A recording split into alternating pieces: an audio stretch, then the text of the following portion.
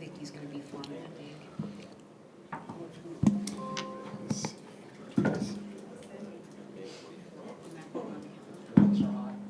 course, it was kind of already was. That's why we turned them off. You got your mic on? Yeah. A couple of minutes. I just came from an interview.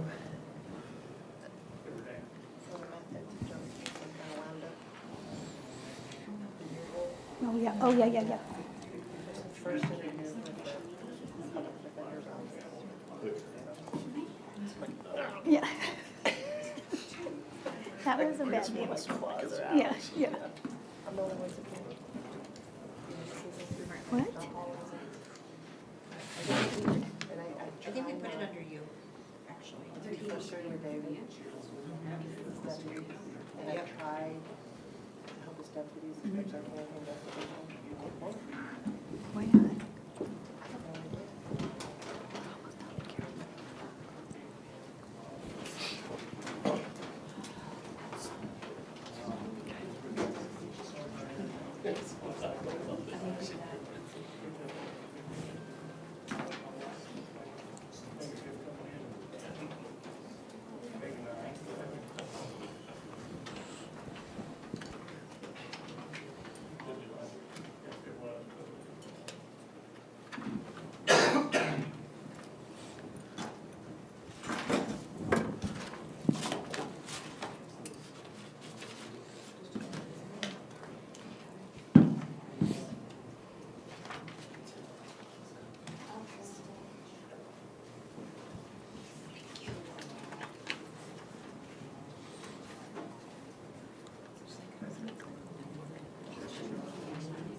No, she just brought me up.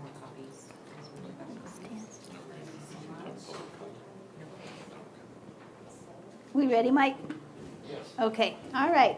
Good morning, everyone. Welcome to the Monday, June 23rd, 2025 Commission meeting. I'd like to call this meeting to order and have a roll call, please. Commissioner Markort. Here. Commissioner Matherly. Here. Commissioner Brella. Here. Can I get a motion to approve the agenda? I'll make a motion to approve today's agenda. I'll second. All in favor? Aye. Aye. Aye.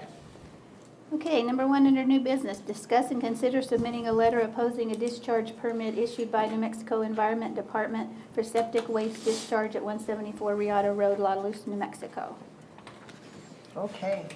Go for it. This is near and dear. So this is the same property that probably 7 or 8 months ago, or no, actually a year ago, where we assumed that the dirt that they were using to build berms was from the Rio Dosa fires. Do you remember that? And Matt, our emergency services director, put a hold on their operations. And then they proved that the dirt was not contaminated, so they were able to continue with their operations. And then I was made aware by a constituent that the environmental department had sent out certified mails to certain people within a mile radius, but not everybody, about the discharge permit that they're proposing. So what they're proposing is to have the ability to hold 5,000 gallons of sewage waste per day plus 300 gallons of car wash waste per day into that little holding facility that they've built these berms on. And according to the EPA's report, this could have an impact of the well water, up to 180 feet deep, in addition to the exposure to the outside, the smell when you're driving by and all of that. So the immediate houses, the immediate properties, the closest ones are on the east side of the railroad tracks. And those properties, I would assume, would have the immediate smell and the immediate effect of the well water. I created a sample letter for the people that were receiving these certified letters and actually went around and spoke to about a 1.5 mile radius, every single person that I could possibly speak to. And so they didn't know, for one, how to fight this. And the people that are directly west of them, one of them has a well that is 140 feet deep. One of them has a well that's 150 feet deep. Another concern is that this is directly located on the arroyo that we built that bridge on. So it is just on the south side of the arroyo. And while I am no expert, I would think that that the sewage would take the easiest route of least resistance would be into the arroyo rather than straight down. I did speak with our Tom Porter, and he looked at the floodplain area, and this is absolutely in the floodplain area. So in the event that something was to happen, then this would be directly exposed also and risk washing this down. So we have ranchers here that will be directly affected by this on the west side. We have the houses down there directly affected. And then we have, on the east side, we have properties that are listed for sale, that they now have to disclose that this wastewater discharge would be within a 1/2 mile radius, not even a mile radius of that property for sale. And then we have our larger producers, the Two Pistachio Ranch, which McGinn's Pistachio is closer. We have Eagle Ranch right there. And then I also went and spoke with Leather and Lace, who's starting that little agricultural weekend thing. And then that marijuana shop that is where Animal Village, and I asked, do you water your plants here too? And they said yes, so I gave them the information also. I knocked on at least 200 doors last week, and when I heard about this permit, and not one person, not one of my constituents is in support of this. So I think it's really important that we join in together and agree with this letter that I wrote. If you have any changes, we can make it change, but I tried to cover every aspect, economically, safety, the risks of having this discharge permit here.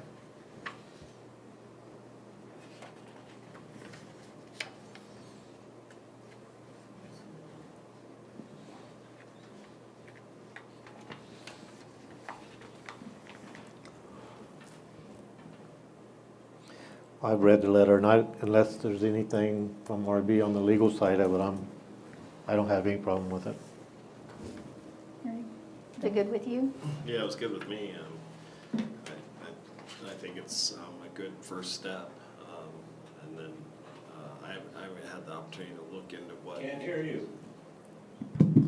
That's not normal. Okay. I did not have any issues with the letter. I think it's good, and it's a good first step. I have not had the opportunity to look and see what requirements have to be met for it to be approved, what the process. I think there is a period where letters like this can be submitted to the environmental department. So in addition to ours, I would encourage anyone else that is against this to put pen to paper and note their opposition to this, and if we could share that information, that would probably be helpful. In the meantime, I will look and see how the rest of the process works. So it is not open for public comment yet. Okay. It was my understanding that it'll be open next month. I did send my letter from Just Me discouraging the approval of this permit. They did not reply to me at the EPA office, and I sent it again the following week saying I did not get a response. The second reply that they sent me saying that they would put me on a list of notifications of when the public comment period opens. So that's why I went around with that sample letter for everybody to go ahead and submit opposition, so they would get on that list to be notified when public comment opened, and then for them to resubmit another letter at that time. Okay.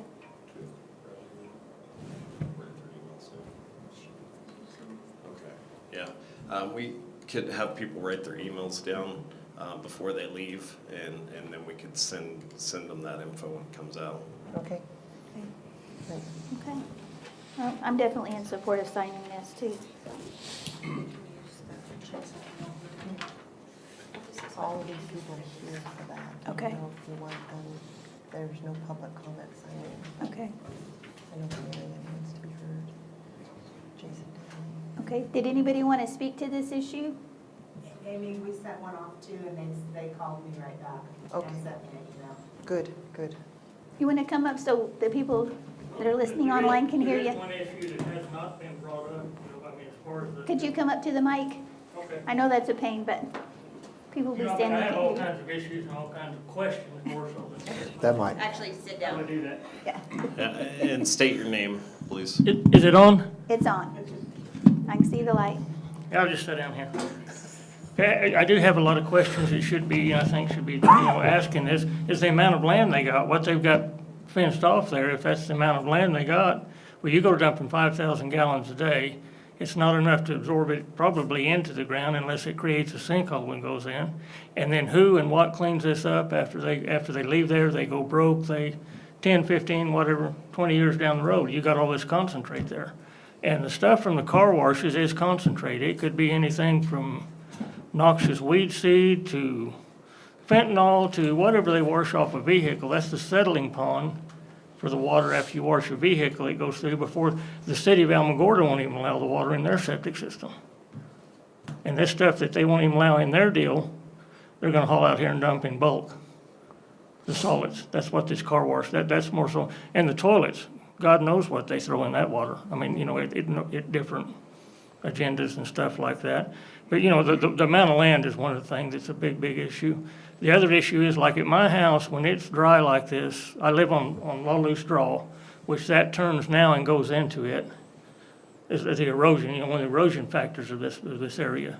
It used to go down that next draw down there, a big old draw we call hay draw. Well, it turns now and runs right within 300 foot of my front door, off in that draw there. And all that water turns and goes down there. Well, the environmental part of it with the weeds, my livestock, no telling what will grow. Who's going to be responsible for all this when it's said and done is what if this is approved from the EPA. The other deal is who's going to regulate them to say they're just dumping 5,000 or 2,000 or 300. Something like this gets started, they have to, my understanding is go to 3 rivers basically to dump now. Well, you get something like this started, well, there's a buck to be made to let other people, septic pumpers, dump at this place. So who's regulating all this? And as far as the solid waste that's being hauled there now, who's checking that soil to see if it's contaminated? Haul 15 loads of contaminated, there's big money in that right now, through that deal. So who trusts FEMA? Nobody can trust FEMA. You got a piece of paper, well, I can write you a piece of paper. Haul it in a dumper and cover it up with 10 loads of good stuff. Well, who's checking all this? Who is regulating all this as to what they're doing here? But anyway, that's just some of the stuff that's of the concern, of many that I have on this. But the water at my house pumps murky when it floods. So that water goes into the ground. It's clear water pumping now. We get our first big flood. I have to shut 2 of those wells off that I water my cattle with and hook into another one till the water clears up enough to pump. So it's going to contaminate. It's not going to be 180. And water table at my house is about 70, 75 feet standing. A dry year right now, where we had a well out the other day, and it was about 70 foot is where the water table was, 70, 75 foot now. Well, that whatever comes out of that, the dike around that deal at this time is wood chips. What does that conceal so it could even stoke down? It's going to go through wood chips before it's going to go into the clay that's there. And the other aspect is what is under that. Part of that can be old creek bed up there, it can be rock, sand, part of it's clay, till you get a core sample of what exactly is below you. If it gets down to the cleachy, it's going to go into sinkholes and go directly into and you can ask any well driller, you get down so far in all that area, you go through all the red stuff and into the white cleachy. And that stuff, when it gets wet and goes soaking into it, it opens up sinkholes and it goes to the water table. So, anyway, that's what I had to say. Thank you. Thank you. Sir, what is your name for the record? What do you want me to be? Jason Danley. Pete Joyce. We live about a mile to the west, right along the drainage of where this is going. And my concerns mirror pretty much what Jason's are. Is my well, we get water at about 125 feet. So whatever the leaches out of that is gonna flow directly into us. The other thing is arroyos out there. Where are they gonna branch? Where's it gonna be in 10 years from now? We dig down out there and we hit gravel in places where there's just clay. So we know that there's old arroyo beds there. You drive by this thing and the sides are already undercut on the south side. So it's a moving arroyo, it's not stable. And right now it appears that it's right on the fence line there. Another thing that I'm concerned about is that this is dumping 5,000 gallons a day, plus the stuff that's in the car wash, which is probably car wax, oil, grease, which is gonna tend to seal that ground. So then you build up 5,000 gallons a day. If they did that for 1 year in a row, that's about 1.8 million gallons, which is about 5.6 acre feet of material. Not saying they're gonna do that in a year, but eventually it's gonna get there. That's gonna create a new gradient out there in the desert, where when we get some of these storms like we're predicted to have this week, lots of thunderstorms, you're gonna get water pooling in that thing, and eventually you're gonna get a breach. And what that's gonna do is, it's just like Jason said, it's gonna flow towards the arroyo, and it's gonna start eating away and turning everything that's been leached into the ground into arroyo fill and change the path of that thing. We're concerned about that. We're concerned about the offense of just driving by it. We remember driving by Railroad Drive before they put the new road in. The stench from that place was incredible. And then going from Holloman to Las Cruces, they had the leach pond out there for all the effluent. That was terrible to drive by there. We're told don't hunt ducks out there because of what they're eating. And so you imagine having to drive by that every day, going to work and coming home, and if the wind blows the wrong way, you got that. So it affects the people who live there, closer than us, much closer than us. It affects the agriculture, it affects the businesses that are out there. I think about McGinn's, you get ratings on Google that say, yeah, it's a really nice place, but it smells like an outhouse. I don't know how bad that's gonna get. I don't think anybody can tell me how bad that's gonna get. I can't guarantee that the arroyo is gonna change, but you can't tell me that the arroyo path is not gonna change. And even where the risk of a catastrophe like that is infinitesimally small, with the consequences of that being so great, you have to take great risk. One of the things I looked at was New Mexico Tech. They put out a paper that was on risk of erosion in New Mexico. And our area right here is a hot spot for erosion. So it's a known place where there's a high risk of erosion. It's right next to an existing arroyo that will wander. So I am opposed to this for so many reasons, not the least of which is that I would not do this to anybody else. Love your neighbors, you love yourself, and I would never do this to anybody else. So I appreciate you listening to me. Pete, Joyce, in case you missed that. Got it. Thank you. Thank you. Well, I appreciate everybody speaking out on this, because in New Mexico, probably more important than gold in this state is our water. So we've got to do everything we can to protect our water and protect our people that grow agriculture here, our pistachio farms and pecans and everything else. So I'm definitely in strong opposition of having this here, so I'll be happy to sign this letter. Okay, So we need to vote on it? anybody? All right. You want to make the motion since it's will. your baby? I will make a motion to send this letter signed by Otero County Commissioners for the formal opposition to discharge permit DP-1988 Riata Organic Soils. I'll second. All in favor? Aye. Aye. Okay, all right. Thank you all for coming out and Thank giving you. us your information. This is really important, so we will do all we can to help fight this. Absolutely. Thank you. Thank you. Okay, number 2, request approval of resolution number 06-23-25/113-84 to modify and correct resolution 06. Be sure to write your emails down before you leave. Sorry. It's okay. -05-25/113-77 fireworks restrictions. Commissioners, the reason for updating the resolution is that by statute, we are able to regulate certain aerial fireworks, but not all.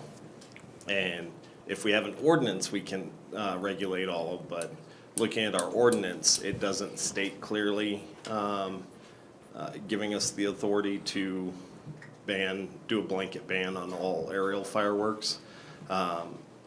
So we will revise the ordinance so that we have that ability, but right now we don't, and we don't have the time to do anything before the holiday and when these are legally being sold. So in order to ensure we're complying with the statutes and only banning what we legally can right now, we had to revise the language to specify the aerial fireworks that we can currently ban. And those are the ones that the state has identified as most likely to cause a fire because of their unpredictable, erratic flight pattern. Okay. The rest that will be allowed, because we can't ban them, are gonna go up, straight up and hopefully completely burn out before coming back down, but they'll come back down right there in that area. And we're requiring those to be in paved or non-vegetated areas or where water is accessible. And they are not allowed in the mountains. All aerial fireworks can be banned there. Well, I'm glad. I mean, our state's burning down right now. I mean, we've got 2 fires going right now. We've got that huge fire over in the Gila, and Los Lunas is freaking burning to the ground right now because some idiot decided to set that on fire. So we got to do what we can to protect our people. So RB on this, how can Roman candles be permissible? Roman candles are nothing but a fireball you're throwing out in the air. I Matt, wondered where the you at? same. How can that be permissible? That's not a ground. I'm not agreeing with this at all. I totally agree with that. However, that would be in that state statute that says it's acceptable, which is why we really need to address our ordinance for next year to make sure that we are thinking of everything that could happen.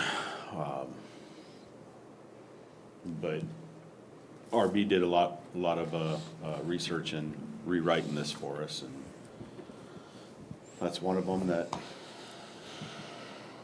I don't agree with, but if state statute states that we can sell it, then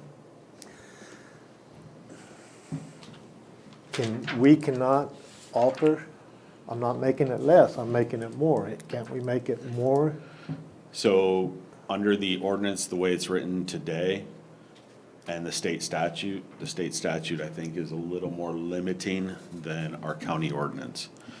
So when we rewrite the ordinance, we will make it more strict so that we can eliminate the Roman candles and anything else that may fall into that.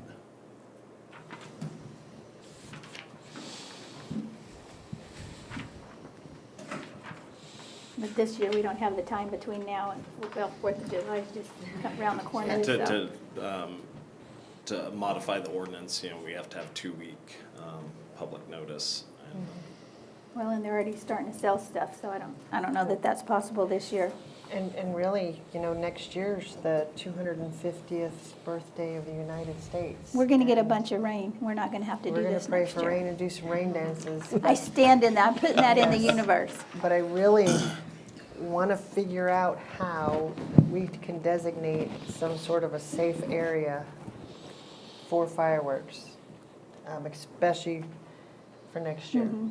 It'll be a big So deal. I don't know how to do that, but if we start working on it now, I've mentioned before, back before the county road department was built, and it was just a slab, and we had firework restrictions, I remember they were allowing the citizens to come there and shoot their fireworks.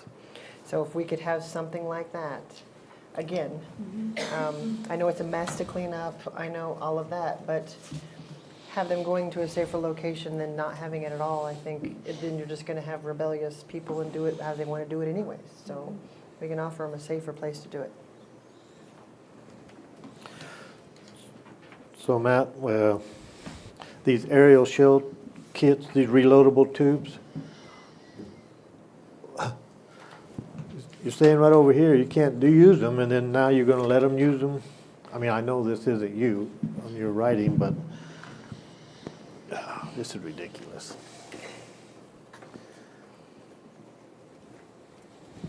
Okay, let's hope. And here's to hoping, I guess, that the weatherman is correct to a degree, because I don't want the floods that The are supposed to floods. follow it tomorrow. Yep. Everybody else already got flooded this weekend, so. Yep. So that shells, that's where you put those little round things in there, they shoot straight up, and those are permitted. They expect those to fall back down and not be carried by the wind Oh, or explode Because the wind never blows prematurely. here. Correct. I had one explode like right in front of me. It's not, so yeah. It's scary. It is. Even at the foothills, it's scary.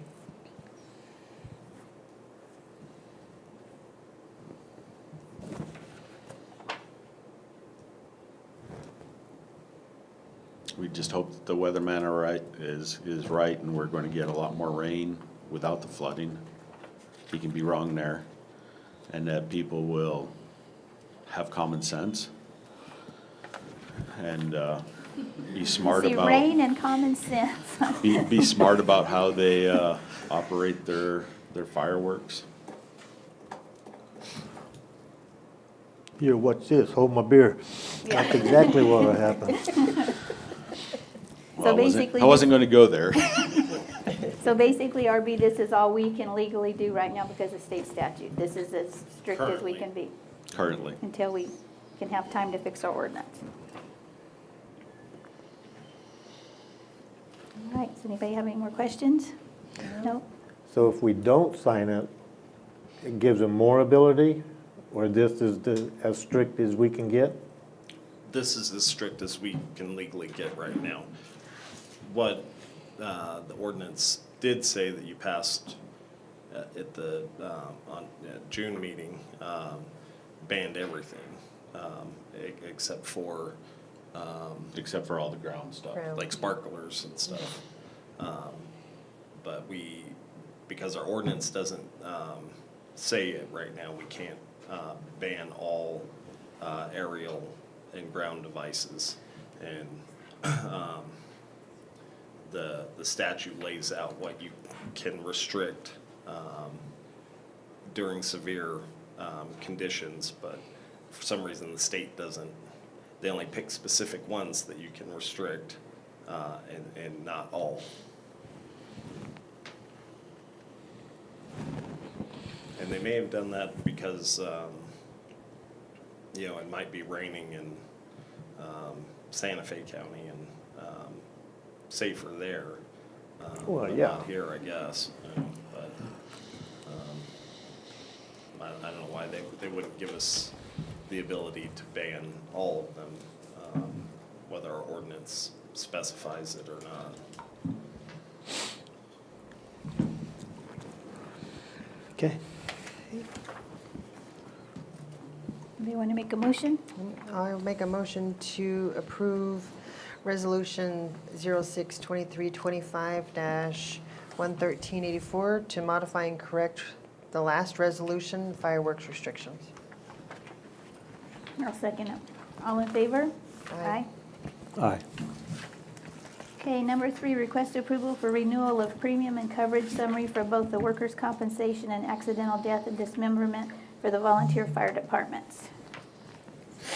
You're up again. So this is our workman's comp coverage for all county employees. That'll be handled through New Mexico Mutual again. And then our same equivalent of workman's comp for the volunteers under VFIS. Annually renews every July. So are we adding on the volunteers? Is No, that why? no, they've always been there under the AD&D. Do we have more employees that are being covered now? Is that what is the No, cost it's increase? on the agenda because it's annual renewal time. But did they explain why it's so much more? The paid workman's comp one went up because of our experience modifier. We've had more claims this last year than the year before. So with the experience modifier, they look at it as being a higher risk. So it's going up because of that.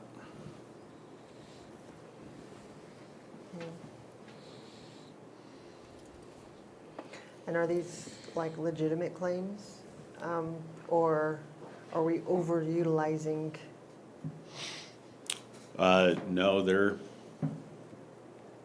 hazard of being a detention employee, being a sheriff's deputy, where they get into these altercations and the body goes one way and the rest of it doesn't follow suit like it's supposed to, and they end up with a strain, a bruise or something that they have to go get checked out.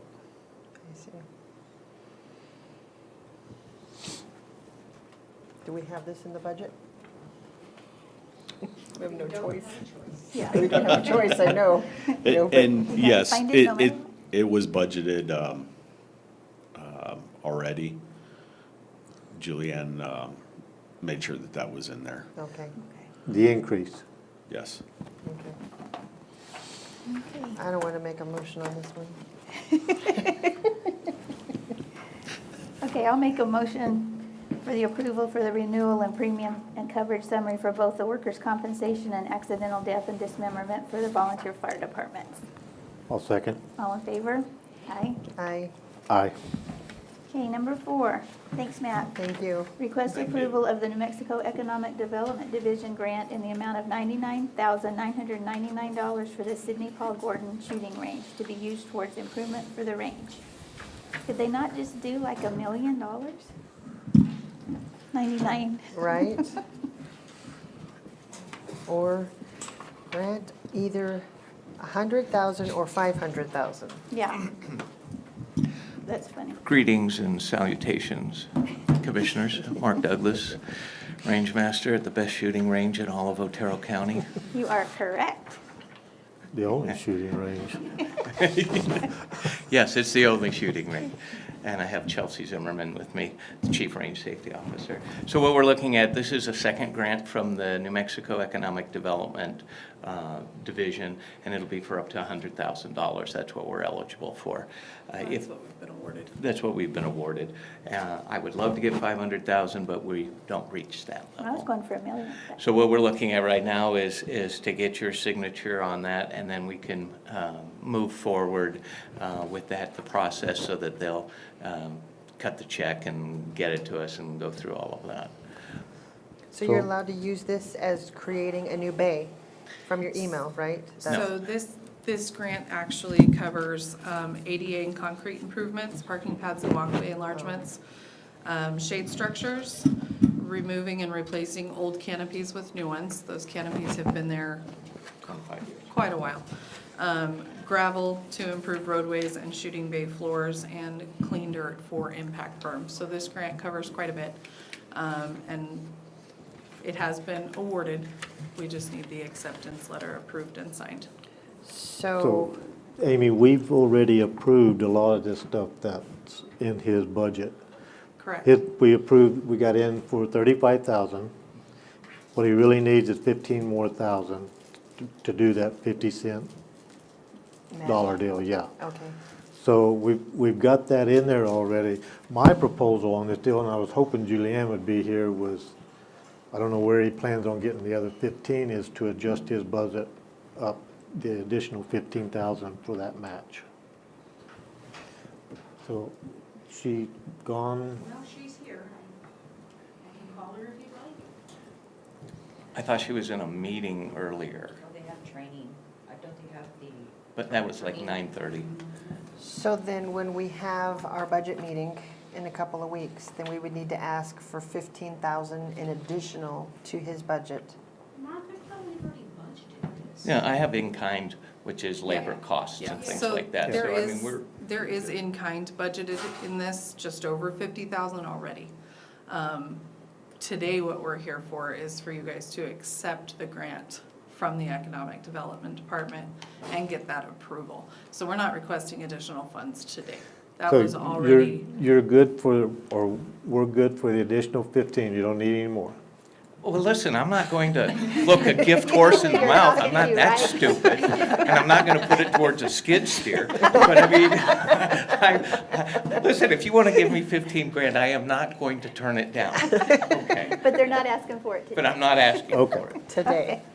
yeah, today is just the approval of the acceptance of this grant. Okay. Because prior to submitting it, we came and got the okay. Grant was submitted, now it has been awarded, and they just need the approval letter from us so that they can allocate the funds and get all of that started. Perfect. Perfect. Okay. I know. Are you guys ready? Yeah. Okay, all right.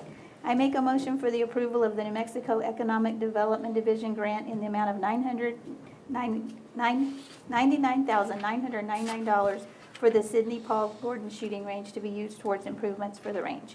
I'll second. All in favor? Aye. Aye. Yay. Thank you, Commissioners. Thank you very much. Appreciate that. All right. Does anybody have anything else? Okay, well, we are adjourned. Okay. Thank you, Mark. Thank you. Thank you, Thank you. Chelsea.